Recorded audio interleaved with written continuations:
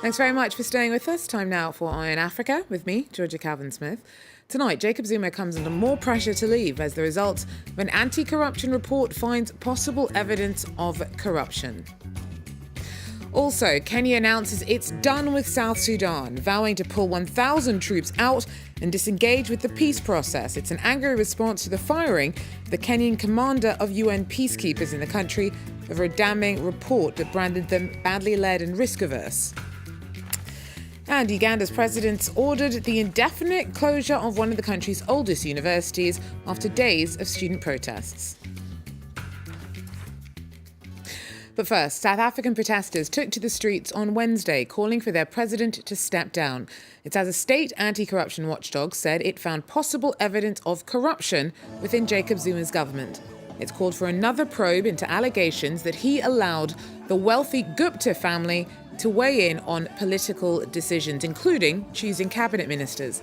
Zuma at first tried to block the report's release. It's the latest blow to his credibility after a series of high-profile scandals and blunders. This week, the Nelson Mandela Foundation said that the state had been weakened under Zuma. However, its CEO told me that despite his failings, political change in South Africa relies on more than just him. We are where we are today because of concentration on individuals. And I want to remind viewers out there that in the past we have had instances where concentration on the individual then made us forget the bigger ball that we were dropping around constitutionalism. That our constitution as a supreme law of the country needs to be the guiding principle, the guiding document, that our values are based on that constitution, that we should not therefore be concentrating on an individual. And similarly, this time we're saying it cannot just be the president who should be made to account for these things. South Africans must also take responsibility for some of the things that are happening, because despite us being worried, we never actually raised our voice and concerns as loudly as we are now. So it's clearly important to you to bear in mind the bigger picture. However, when you're talking about an individual who is the president of the country, who seems to be personally in the center of a lot of the scandals that seem to really undermine the credibility of the political scene of the nation, you can't really turn a blind eye, can you? You can't, of course not. However, the politics of the individual is exactly what has brought us where we are today. I want to, you'll remember that in 2006, 2007, some of the leading politicians in South Africa were even willing to lay their lives for the President Zuma, to be president. And today we reaping the fruits of that. And we're cautioning against making these issues about an individual. They're bigger than an individual. All of us must carry the responsibility and say, what do we need to do in order for us to turn the wheel around? Salah Hatang there, the CEO of the Nelson Mandela Foundation. Well, Nairobi is furious and pulling out 1,000 troops from South Sudan over the UN's firing of the head of peacekeeping forces there. The Kenyan was sacked following a UN investigation that blamed a lack of leadership for soldiers standing by or abandoning their posts as civilians were attacked, raped and killed in Juba. The report tackled an outbreak of violence in the war-torn country in July when South Sudanese soldiers went on a rampage. Over a dozen people have been arrested in South Sudan accused of rape and looting. Earlier, the report's author told me more about his impression of what happened. The fact that the UN headquarters and the protection of civilian sites where thousands of internally displaced people fled to were in the crossfire between the SPLA and the SPLA-IO forces in the period between the 8th and the 12th of July. And that was an extremely irresponsible act, because that meant that a lot of people were killed, a lot of UN property was hit, and a lot of people, in particular women and girls, were raped and harassed. So the head of peacekeeping forces has gone, but that can't be the end of it. There's clearly many more issues that have to be addressed. What, for you, should be the priority? Well, the priority is that the member states who are sending troops to peacekeeping operations, and it is not only in South Sudan but also in other missions, should take a bigger responsibility to make sure that those troops are willing and having the skills to implement the mandate and the rules of engagement to protect civilians under imminent threat. And that is not in many cases what they are doing. They are very inward-looking and not outward-looking. They are not patrolling on foot outside those headquarters, and they are not patrolling during the night, and they're doing the dark hours. And that is something that is unacceptable for the Department of Peacekeeping. So member states should do more to make sure that their troops are prepared to do the job that they're being sent in to do. But what can the UN do to make sure that the member states it relies on actually delivers on providing the kind of men who can actually create missions that do the job?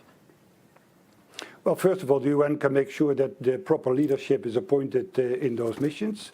And second, the UN can make sure with the member states that they indeed are doing the pre-deployment training according to the guidelines and the manuals that the United Nations is providing, and that the member states are making sure that those troops have the right mindset to do the job. So Kenya says it's out.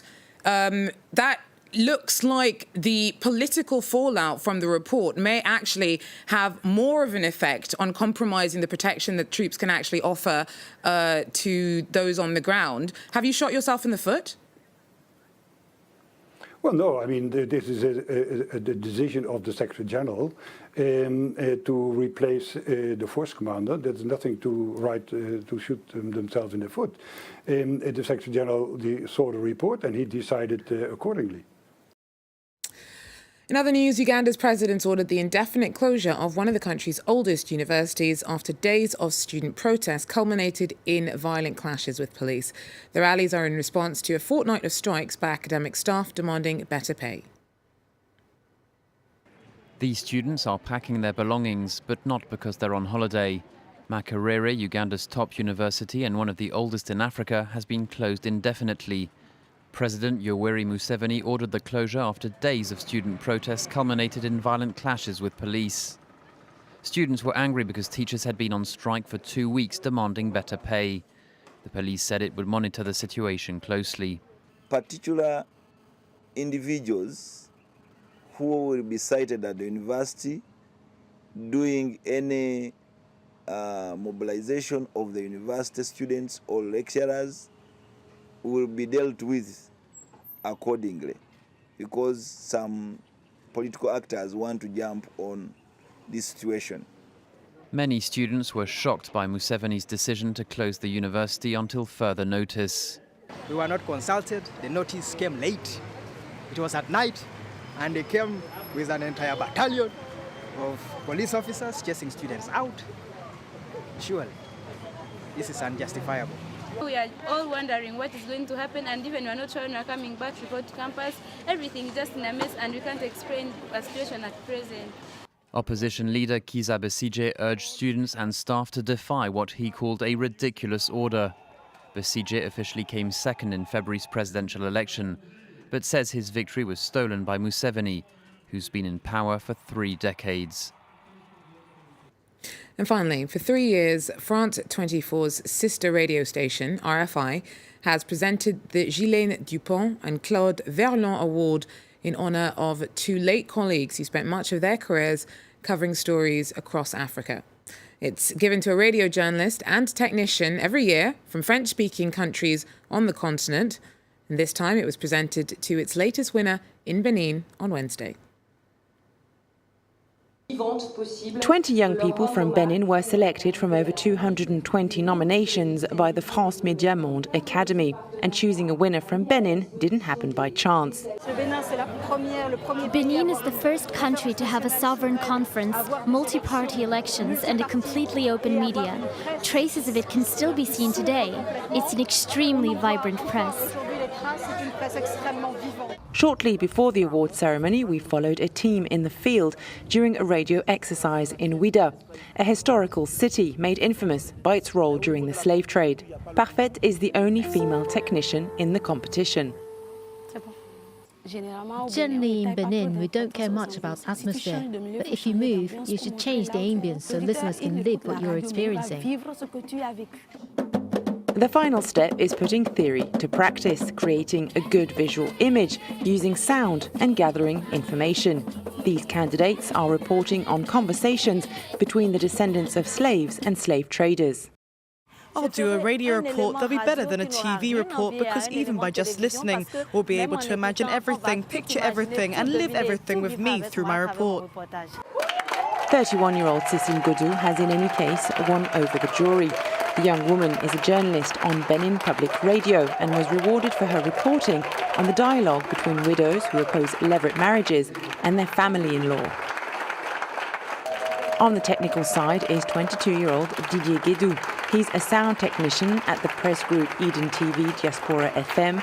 The jury rewarded his mastery of sound on a report called Slavery and After. It's a new adventure in my career, a fresh start. Highly qualified professionals who can still learn and be themselves. For us, it is a great pride and a great joy to remember them vividly.